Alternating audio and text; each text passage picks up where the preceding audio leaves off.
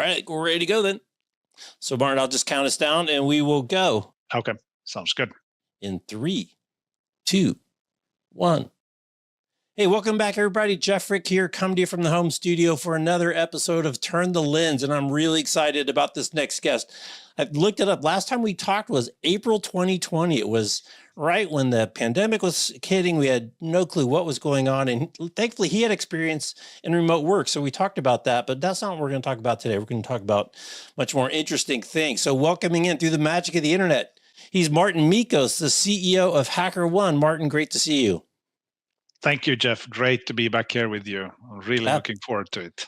So it's crazy, right? 4 years already since that last time we talked. What time difference flies, in the world, flies. Huh? Yeah. So hopefully we're all adjusted to Zooms and remote work. But let's get into security in HackerOne. So before we get into HackerOne specifically, give us kind of your overview of where things are from kind of an info security space. The attack surface is always getting bigger. The sophistication of the attacks is getting better. The grammar from the Nigerian emperors is getting better in their emails. What's kind of your take on kind of the state of info security as you kind of sit at a really high level? In our observation, information security or cybersecurity is a giant ship that's turning slowly, but it is turning. The market is $200 billion per year, lots of vendors selling lots of services. And when we discuss the business, we must always highlight the challenges, the problems, the threats, the calamities that can happen. So it looks like it's a terrible space and everything is getting worse. In reality, I would say cybersecurity is already improving our lives, already making us safer, but it's such a giant ship, so it will take a decade or two to fully turn it. But the changes are significant, and we are often reminded of the breaches, but we are not reminded of the breaches that didn't happen, and there are many more of them. So I'm an optimist, and I think there's data to back it up that actually it's better now, and people are more accustomed to being on their guard themselves, being a little bit cynical when somebody's sending them a message. Like my employees regularly get text messages from me where I'm asking for gift cards and other things, and they know that it's fake. What about this concept that we hear sometime that everyone is going to get hacked eventually? It's just when you find out about it and how much time how much time they've been in there before you find out, and then what you do about it. And then the other piece he said, we don't hear about the stuff that didn't go wrong. It's kind of like the offensive lineman. He can block that defensive guy for 99 plays, but if he gets through on the 100th and makes a sack, that's the only one that we read about in the newspaper. That is true. It's very important that we make sure that when bad things happen, that they are contained and have as little of effect as possible. And we do that by building zero trust systems where breaches can't spread very easily. And we also do it by reacting very fast, because the sooner you react, the better you can stop it. It's a little bit like a pandemic. When it starts going, you have to declare an emergency situation immediately. Like San Francisco declared a COVID emergency even before they had their first case. And it's similar with cybersecurity, that you have to take the strongest action very, very quickly. And then there's much less of downside, less of problems further down the chain. So tell us a little bit about HackerOne and give us kind of the one-on-one. I think you've been there for about 8 years now. It's a very different asset in a company's portfolio to combat cybercrime. So give us kind of the one-on-one. What is HackerOne all about? What's kind of your go-to-market? Give us the basics for people who aren't familiar with the company. Happy to do so. I'll now start from sort of a layperson's perspective, so that anybody can see where we are. First of all, cybersecurity incidents happen basically of two reasons: gullible people and vulnerable software. We don't deal with the people side, we deal with the software side. So we help our customers make their software resistant to all kinds of attacks. And we do that by finding the holes. So we come to you and hack into your systems until we break in, and then we show you, Jeff, how we did it, and you can fix the hole. So this is called ethical hacking. We do it with the help of a freelance community of security experts. We have over 2 million of them signed up on our platform. You don't need that many for your program, but we need that army of ethical hacking to be able to always have the right skill at the right volume for anybody who needs us. We do this for the US Department of Defense. We do it for the big tech companies, for Goldman Sachs, Capital One, Zoom, Salesforce. All of these know that no matter how well they build their software, they need the external, unbiased scrutiny of it. So even if you have the smartest people in your company, they have bias, ownership bias of what they've built and deployed. An external person will be able to see the vulnerabilities more easily. And that is what we deliver to thousands of companies around the world. We have found about 500,000 of security vulnerabilities in our history. And there are more to be found, no doubt, but pretty good results so far. So is this similar to we hear about penetration testing, which is oftentimes somebody might use as a requirement to work with a company as kind of an external test as to the security of the system? Is it really just trying to penetrate? Are you going in during the development phase of the codes to find stuff before production? Where within the code's lifetime would a company employ HackerOne ethical hackers? It's a very good question. We do pen tests. So if you are used to doing pen tests, you can do it with us. The main distinction is we do it with the external freelance community that we have that's much more powerful, much more skilled, much more up to date with their skills because they learn every day. We do pen tests, we do vulnerability disclosure programs, bug bounty programs, source code reviews. So we have a set of offerings that spans the entire software development lifecycle, and we can come in for a short term or for a long term or for a continuous program. So many, many more options than with a pen test. But one of the offerings we do is very much a pen test, like you've been buying them for decades already. Right.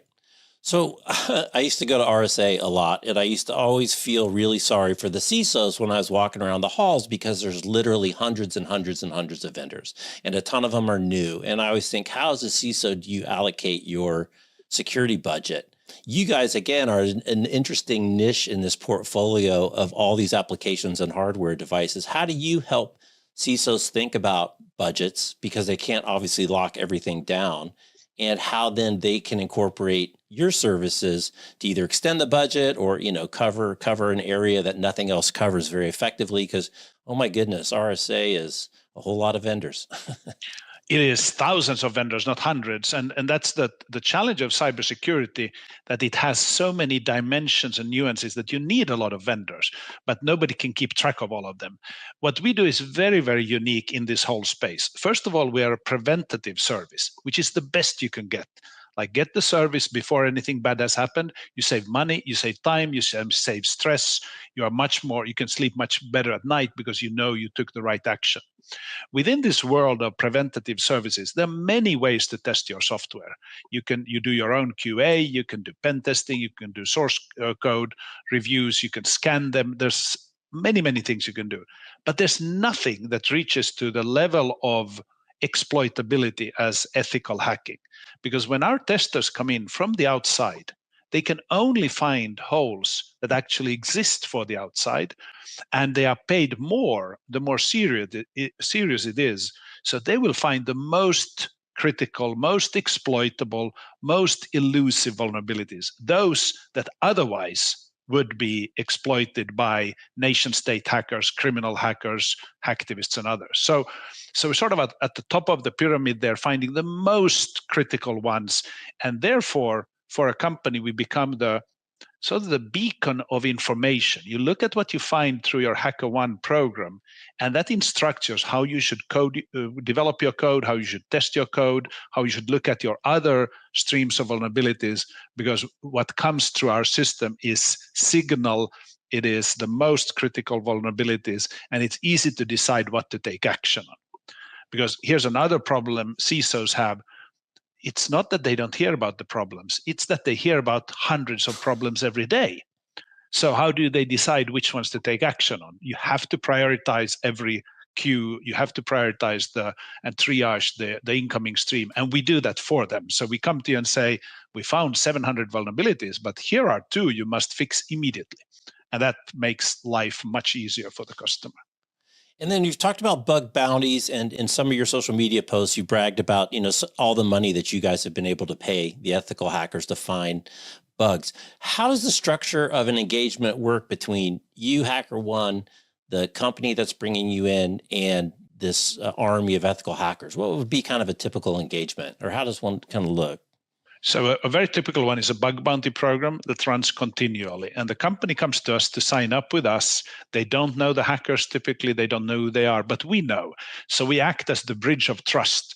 The hackers can trust us and therefore can trust the customer. The customer won't do any harm to them. And vice versa, the customer, by trusting us, can trust the hackers that nothing bad will happen. And then we open up a program. Like we have a bug bounty program for Uber, and we have one for Zoom and Salesforce. And we tell the hackers to come in and look for ways in. And we say, if you find a regular vulnerability, we may pay you $200 for a find. If you find a critical one, we may pay you 20,000, 50,000, even 100,000. So there's a meritocracy and a competition for the most demanding, the most exploitable vulnerabilities. And of course, the hackers are competitive spirits. They will go and look for the most exciting thing. And when they find it, they report it via us to the customer, they get paid. And of course, the customer has saved 100 times more. Like if they pay out 100,000 for a vulnerability that could have led to a breach, which on average costs 4 million, many times much more, of course, it's a no-brainer for the customer that this is one of the best spent money they could ever do. And they pay when the vulnerabilities are found. So they don't pay for nothing. They pay for actual value that they receive. So that's what makes the model so powerful. You know that what you're getting is true value. You're paying according to the value to you. And when our hackers have now received over $300 million in total in hacker rewards, that looks like a large number. You should compare it to the savings that we have caused by avoiding and averting breaches, which is difficult to assess, but it's on the order of hundreds of billions of dollars over our history of 10 years now. And do they just allocate a budget per month towards the bug bounty program? Is there some cap? Is there, who's making the judgment between the $200 bug and the $20,000 bug? I assume there's some tricky nuance in there. As a customer, you decide. You can come to us and say, HackerOne, can you handle all of this for me? I'll give you a fixed amount per year. You handle everything else for me, and we will do so. Some customers are very knowledgeable and progressive, and they want to be part of the price setting and bounty setting themselves, which is fine. But you don't have to. We have so much data now at HackerOne. We have by far the largest database of vulnerabilities, bounties ever paid, hackers, we know them all. We can set the prices and we can operate the program in the most efficient way. So it actually, like 10 years ago when you started a bug bounty program, it was a lot of work for you. And there still is work, but it's much, much less now because HackerOne as a platform vendor has learned to automate the work, and we benchmark it across the whole platform so we know we are paying the right price. Not unlike if you go to Airbnb and you rent out your apartment or your home, Airbnb will tell you how much you should charge. They know. Because they've got they already have an idea. Yeah, so it's similar with us. So it's much, much easier now than it used to be like years ago. Share a little of the experience of the bug bounty person, the person who's out there. Who are these people? Do they work full-time on this? Do they work generally on one campaign? Do they work for you and other types of campaign? Kind of who are these people? How do they get into business? What's kind of their profile? How do they spend their days?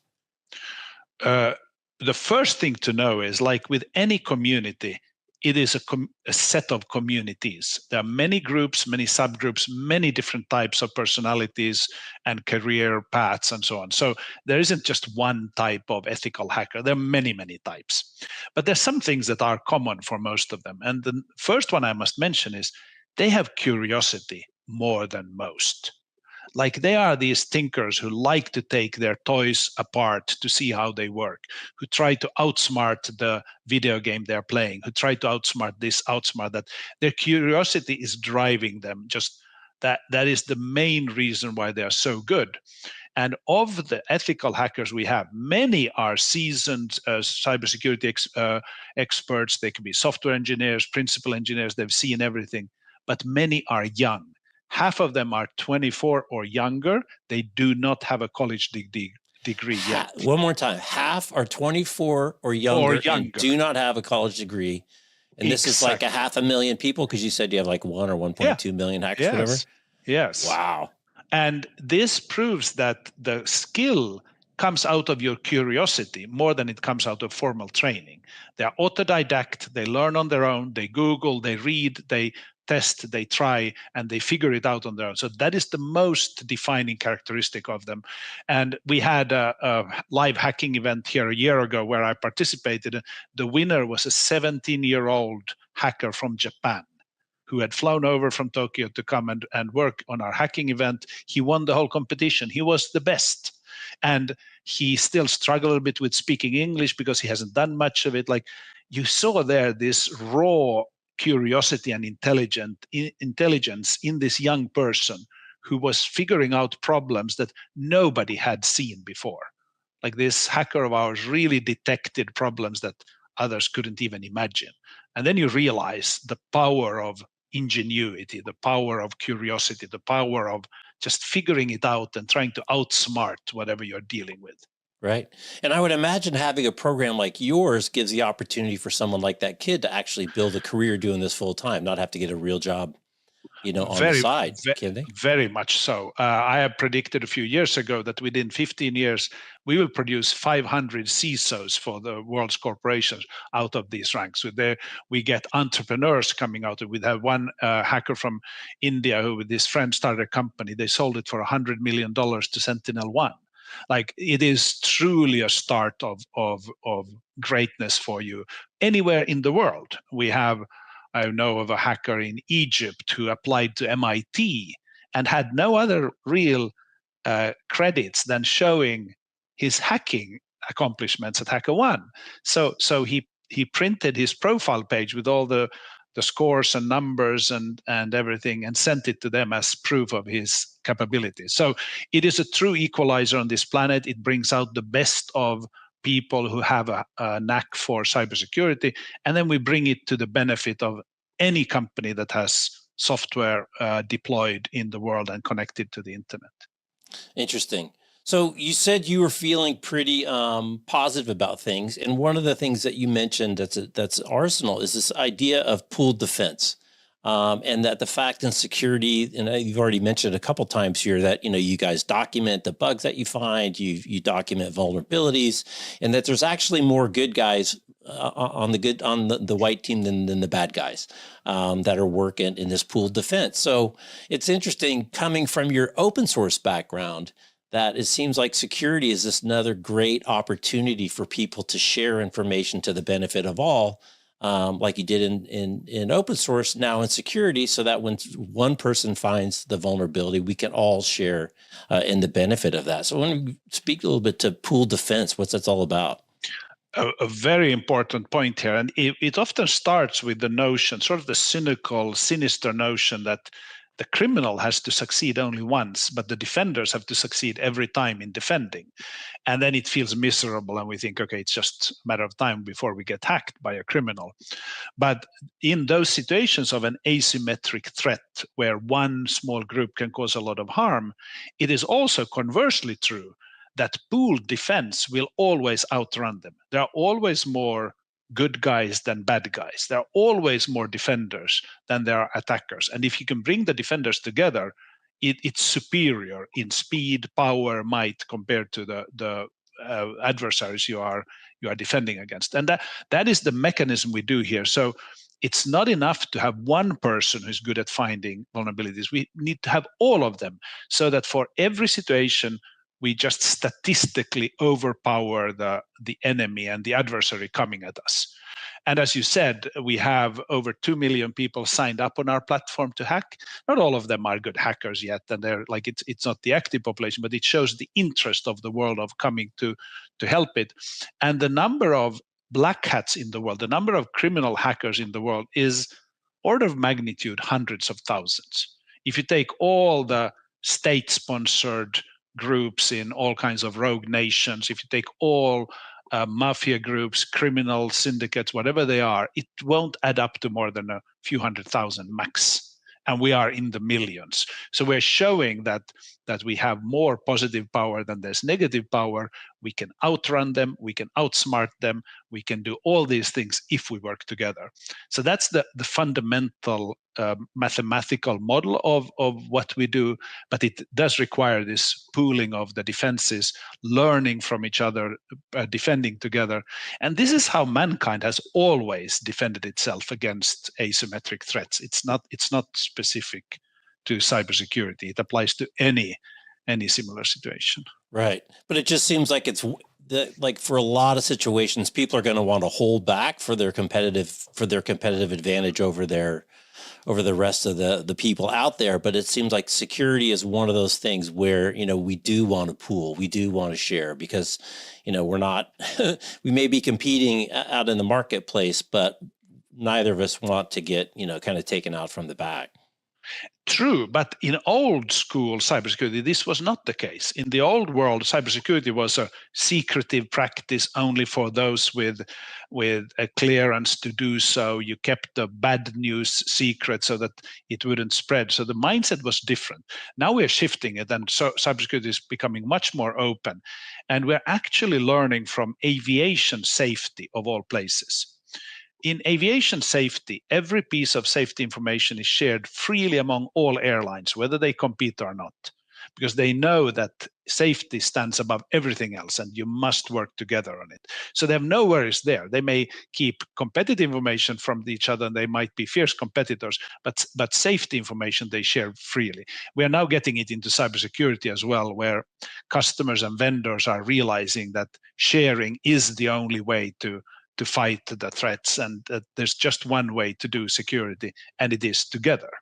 So it's finally happening, which is great, because it wasn't always the case, and there's still some pockets where they are thinking that you have to keep it secret and within just a small group. But a small group can never stand against the threats that we're facing. Right. Okay, so that is then the segue I'm going to take to get to open source, because you're a big open source guy. I forgot the open source dimension. Yeah, no, we're going to go there. But you tell a story in a podcast I listened to getting ready for this, that when you were at MySQL, and I said it the proper way, so I don't have to give you a quarter. You were in a lawsuit against a big guy, and you were the little guy, and you guys used a strategy of radical transparency to win.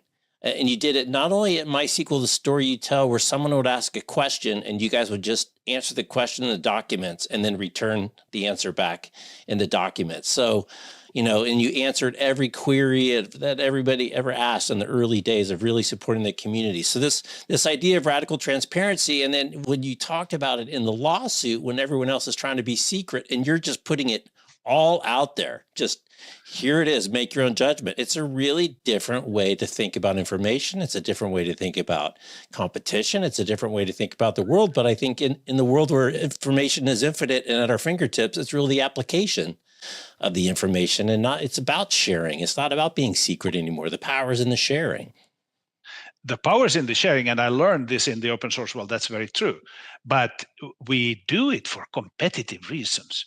We want to win. We want to beat the heck out of our competitors. There's no doubt about that. We just know that transparency is such a powerful tool that it, in a way, scares away many competitors. I do it even today with HackerOne. Some of our most strategic discussions we have internally, we write up as blog postings and other text and publish in the world, because our model is such that the more people understand what we are doing, the more powerful the model gets. And you must have a certain conviction to do it. But it's important to know we're not doing it out for charitable reasons. We are not doing it for the love of this planet, although we do love this planet. We are doing it to provide better cybersecurity and to advance HackerOne as the leading vendor in this space. But it is amazing what you can do with transparency, because there's so few who are ready to go there. So if you go there, you get all the spoils, you get all the benefits from it. Right. The other great story from that chapter that you shared was was making MySQL bigger than it was by talking about bigger issues than the ones that you guys solved directly. And I think the one that you said that you got famous for was you were the only person in open source that knew how to make money in open source. So if that's what people are interested in hearing about, that's what I'm going to talk about. And really blowing up kind of the presence of MySQL between, you know, having a position on open source, which is kind of new and innovative, as well as this radical transparency to make MySQL and really change the dynamic of that evolution really in computing around the databases. I agree. This one I learned from others who have built categories in industries and who know that when you are a CEO or a leader of a business, you tend to look at your own interest and your own business. But what you should do is ask, what does your audience think about every day? What is their big problem? And their big problem is probably larger than what you represent. So if you can go into their world and address the topics they are thinking about anyhow, you get an audience in a way you wouldn't do if you're just sticking to your own value prop and product and you say, let me tell you about my technology, let me tell you about my technology. Nobody wants to hear about technology. They go to Wikipedia to read about the technology. But they do want to discuss the essential questions. Like today, an essential question is, how do we govern artificial intelligence? Like, should governments take action? Should they not take action? Should it be liberal or open or governed or closed or what? And it turns out now that what I learned the hard way over 20 years in open source software, these principles are usable in the AI context.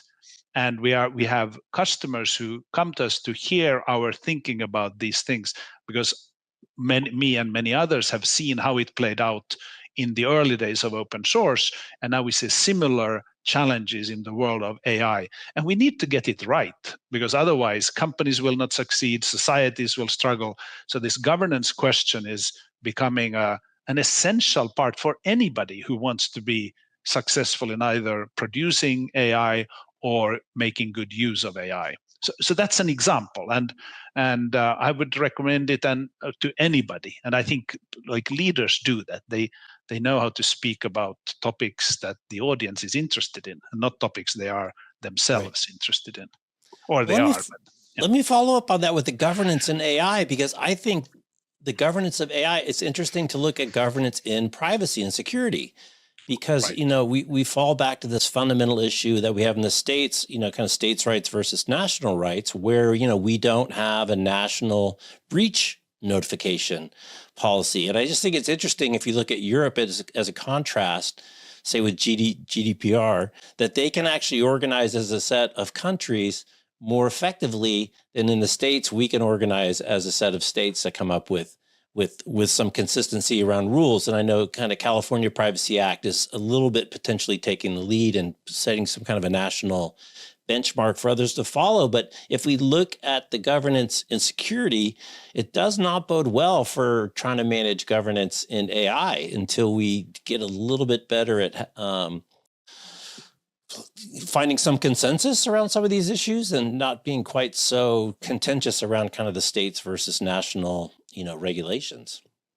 That is true, but the problem is global, essentially, and we have to reach global accords on AI. Even back in Viking times, the Vikings knew that you build nations through passing laws. They had a saying that with law you build a nation. And today, when our lives are becoming governed by AI, we have to know that we will need regulation to govern AI, because AI is governing our lives. So it's clear that regulation and governance will be very much needed. At the same time, we must leave room for the scientists to work on their science. And I use here a metaphor from natural sciences. It is very important that not everybody, but those who can learn about physics and nuclear physics, and we should not limit the availability of learnings about nuclear physics. But we should regulate the use of nuclear materials. The nuclear power plants, nuclear weapons, all these, they must be tightly regulated. But physics as a science should be very open, as it is. You can go anywhere and study technical physics today. So similarly with AI, we need to protect the science part of it, the evolution of that mechanism, so we can build better and better machineries, automations, whatever we build. But at the same time, once it comes to how it is applied, we may need strict regulations to make sure that we are not harming mankind with this great innovation that we have produced. And that is a difficult contrast and balancing act to know where we should be open and liberal and where we should have strict governance rules. So it will take a whole village to come up with those rules. I don't think Europe or US is either of them has the right answer or are ahead. Like we need the collective thinking of Europe, which is useful when you define regulations and accords, but we also need the individualism that especially the San Francisco Bay Area represents. So I think we need both. Yeah. Oh, I do too. And I think we definitely saw, I mean, Dr. Ruman Chowdhury, who used to be at Accenture doing ethics there, her great line is, you can go faster if you have good brakes. Good brakes enable you actually to go faster. And I was like, that is genius, because it's absolutely true. If you have good brakes, you can go faster. You can do more, having some edge of limitation. That's brilliantly said. It's so true. It is so true. And we must move. Like there again, we come to the competitive side, that we are competing against other companies, maybe other nations, other belief systems. And we need to show how good we are at building out AI so that it can serve mankind. It can solve medical problems. It can solve many essential problems that society will need to have solved very soon. Right. Very good. I want to shift gears a little bit and talk about some of your leadership philosophies. You've been at this for a while. We shared a lot of notes on LinkedIn, et cetera. But one of the things you said that I think is just profound is in talking about learning. And we want people to learn. We need to learn. The world is changing. We all need to be lifelong learners, and we want to create great conditions for learning. But truth of the matter is we learn fastest when we touch the stove, and we have to pull our hand back. We never touch a stove again. And it's this weird paradox that we want to help people and we want to help them learn. I almost think of it as parenting. It's like the more you help your kid, the more you're hurting your kid and not letting them fall and scrape their knee and learn the lesson. Because I think, as you said in that quote, there's just some things you have to learn the hard way. What if you can, how do we square that circle? Yeah, I wish I knew the full answer to the question, because I love it when it's fun to learn. You get together, and if you're kids, you build Legos and you learn, or if you're grown-ups, you build companies, but it's sort of the same thing, and you learn so fast in a positive environment. And then you hit a major setback and it burns you so badly, and you realize in that moment you learn 10 times more than you had learned from the positive interactions. And I don't know what universe intends with this mechanism, other than we probably need both. Like we probably should have this positive learning in everything we do, but then we should build our resilience so well that when the negative learning, the painful learning happens, that we really recover from it and take the learning and not the suffering. Right. Like when I was a kid, and we had visitors from America visiting us in Finland, our guest pointed out to my mother that I was maybe 4 years old. I was standing there holding a sharp, big knife in my hand, and he said, "But Elizabeth, won't your son now cut himself?" And ostensibly she responded to him and said, "Only once." Whether that's true or not, I don't know, but it's a beautiful story that, like, you must take a little bit of that pain and burning to learn really, really how something works. But if life is only that, then you become like it's miserable. If life is only learning in a fun way, then maybe it doesn't become as deep as it should be. So whether we like it or not, life must be hard at times. Life must be tough. And if you can't overcome those situations, then you won't feel the sense of accomplishment. Because when I go back to great things that have happened, and like take MySQL, which turned out so wonderfully, and we remember the moments. We always remember the hard moments, and then we sort of smile and hug each other, and they defined us. And so I'm realizing that it couldn't have happened without the setbacks and burning our fingers and making a really stupid mistake and having to sort of come back and step higher. Right. And because last we spoke, you talked about a time where you made a strategic error as a CEO. It may have still been at MySQL. Was that yesterday or the day before yesterday or it was last a while week? ago. No, it was a while ago. But you said you're waiting to get fired. You're just like sitting in your office waiting for, for them to come in and take you out. And instead, your team backed you up and said, yeah, you made a mistake, but that was yesterday. Now we need to still go forward. You're still our CEO. So pull up your pants and let's get to it. Really interesting moment. And I'm sure you look back at that quite often. Yeah, they did. They said, okay, Martin, you caused this problem, you messed up, but now you owe it to us to lead us to victory.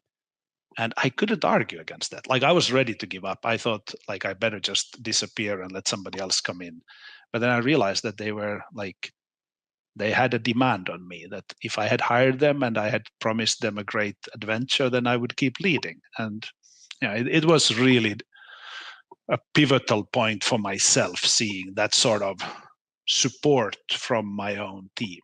Like it's a reminder that when you are doing something significant, you must have a lot of confidence in yourself, but there must be somebody else who has even more confidence than you, because there will come a point where you feel like giving up and somebody else has to remind you that you shouldn't or you couldn't or you mustn't or it's not an option. And it's like, I don't know, it shakes you really deeply when it happens, but that's the way you ultimately overcome anything. Right. So talking about technology, you've been in it for a while, a few yesterdays, you've seen some major waves. So MySQL was, change the way databases operate, change pricing on databases forever. Then you're at Eucalyptus, you're doing hybrid cloud before hybrid cloud was cool. Still early days of kind of public cloud really taking off. And now you're in security in the InfoSec side. So one of the things I was talking to someone the other day, I said, it seems like every technology in Silicon Valley only lasts about 2 innings before it gets some other wave, kind of crashes over the top of it. When did you get here? When did you come to the Bay Area? Did you come with the MySQL to Sun acquisition? And I'm just curious your take, seeing all these waves of innovation for, since 2000. You were there in 2000 when I was there. Well, my spirit moved to Silicon Valley 30 years ago, and I moved to Silicon Valley 20 years ago. Like, my body followed 10 years later, because back in the 90s in Europe, I was learning about Silicon Valley. I realized this is the place. I have to be part of it. So I handled sales deals and business relations with Silicon Valley. So I've loved it ever since. But I think it is the beauty of specifically the San Francisco Bay Area that there's a sensibility for when a new trend becomes really significant. And of course, many start too early, like at Eucalyptus, we were far too early. So that was one of the reasons it didn't flourish as it should have.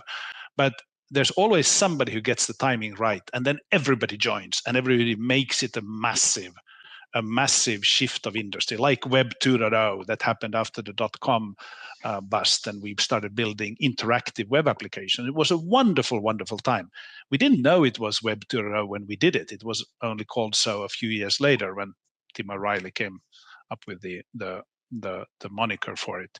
But you're right that these last 10 years, 20 years, and then a new thing comes and takes over. It doesn't replace the old one. The old one still remains there, but it's just not the main focus of things. And that's what innovation is. You have to build it, package it such that commoditize it so that it can be just a standard piece, and then you go on to the next and the next and the next. But I'm sorry, I'm going so deep into this, but it's not just building on top of the previous layers. Sometimes you go back to a lower layer and you start again. Like back in the 80s and 90s, the microprocessor architectures was a big thing, and building them was a huge business.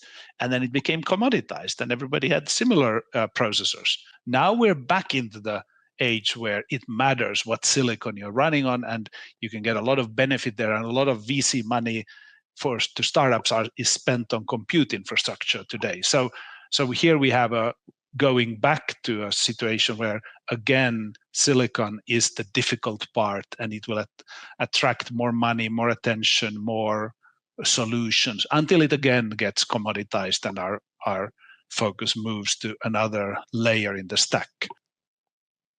Well, NVIDIA's doing pretty well with the AI silicon for this round. So what is your take on crazy well? Yes. The current thing, both AI in general and Gen AI specifically? I think, Gen AI is a pretty specific application, but how do you see this trend relative to the other ones? How do you see it impacting, what's going on at HackerOne, both within your customers and the way to develop code, the way you guys attack code?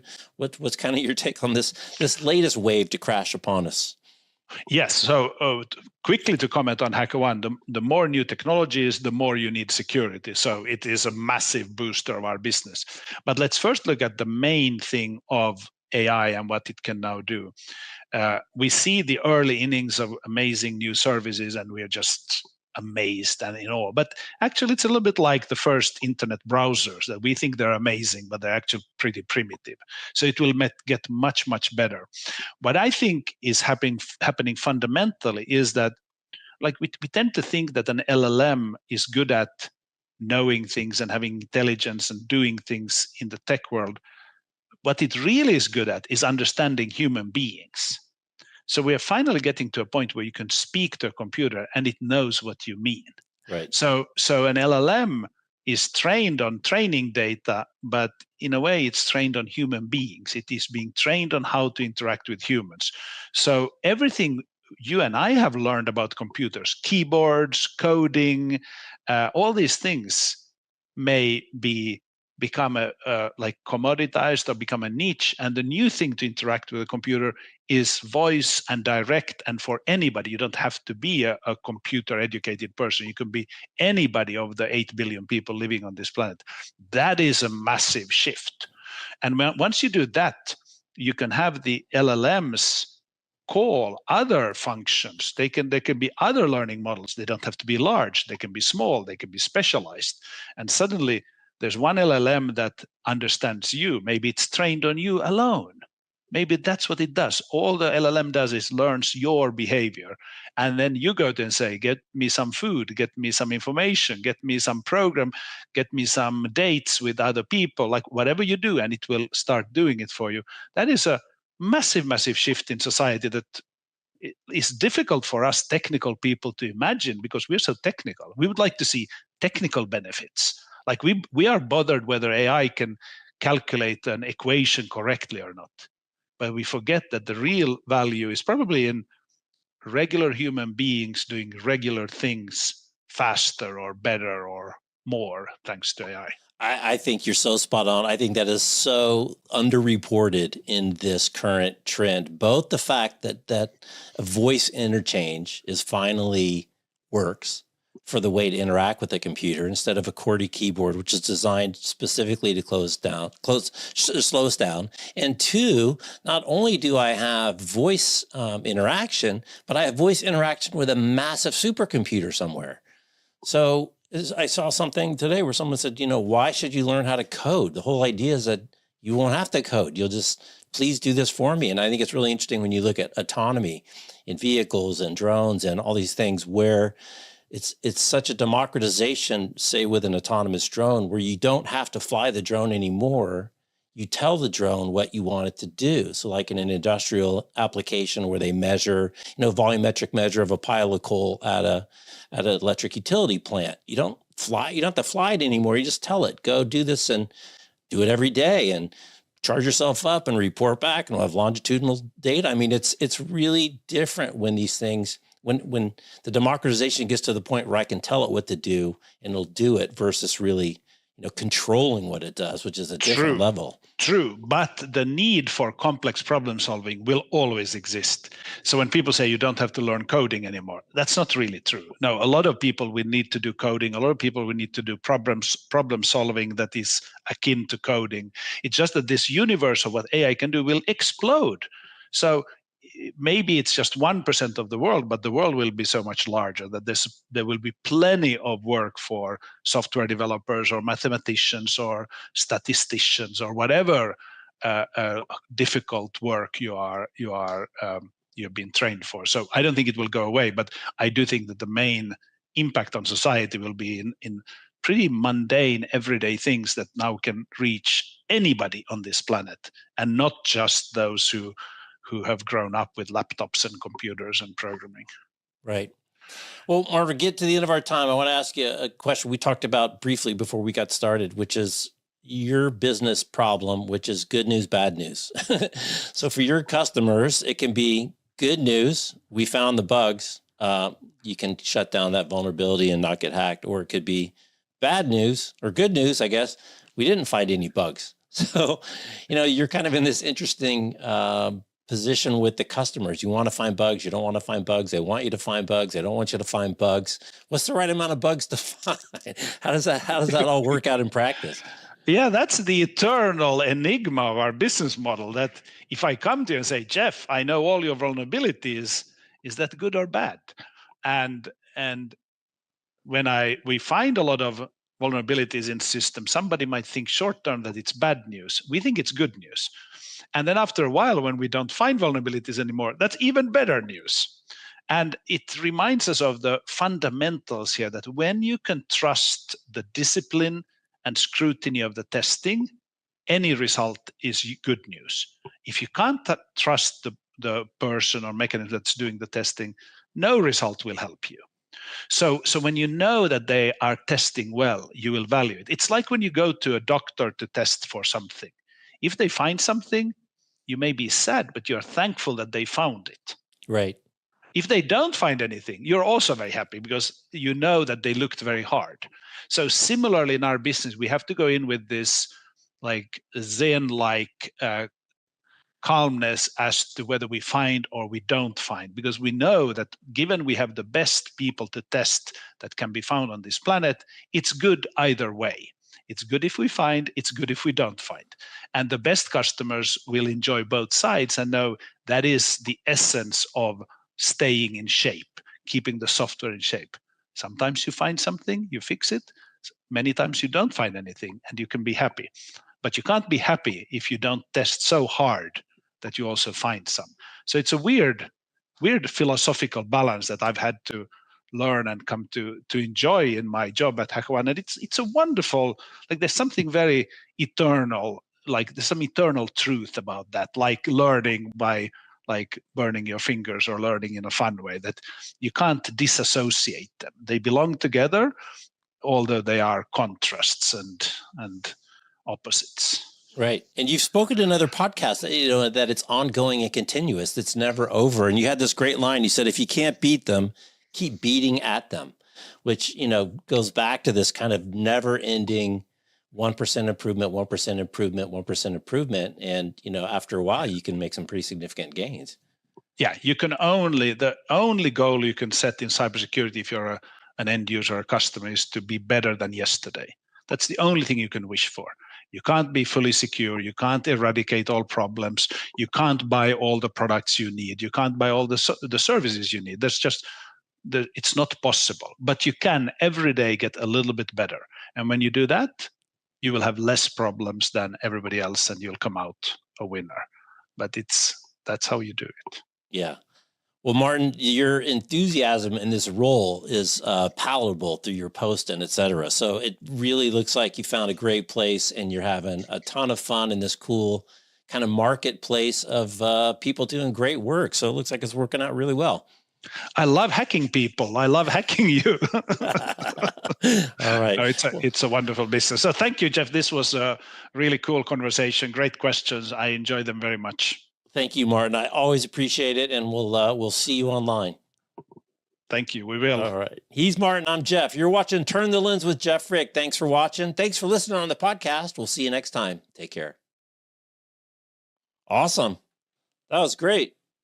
Thank you. Yeah, that was fun. Well, thank you, sir.